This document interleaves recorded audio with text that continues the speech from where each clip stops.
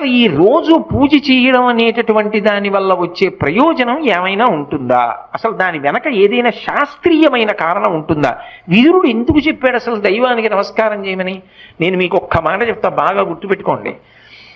ఎవరు పూజ చేస్తున్నాడో వాడు లోకము చేత పూజింపబడతాడు.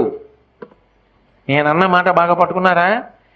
ఎవరు పూజ చేస్తాడో వాడు లోకము చేత పూజ అందుకుంటాడు. అదేమిటండి మీరు అన్నమాట మాకు బాగా అర్థం కాలేదు, మీరేదో అన్నారు బాగుండదని అన్నాను అంతే అంటారా? మీకు వివరణ చేసే ప్రయత్నం చేస్తా. పూజ అంటే ఏమిటి? పొద్దున్నే దేవుడి దగ్గరికి వెళ్ళో దీపం పెడుతున్నా, ఎందుకు? ఎవరు భగవంతుడు? చంద్ర సూర్యౌచ నేత్రే కర్ణావాసా శిరోద్యౌ ముఖమవిదహనో యస్య వాస్తేయమబ్ధి అంతస్తం యస్య విశ్వం సురనర ఖగో భోగి గంధర్వ దైత్యైః చిత్రం రమ్రం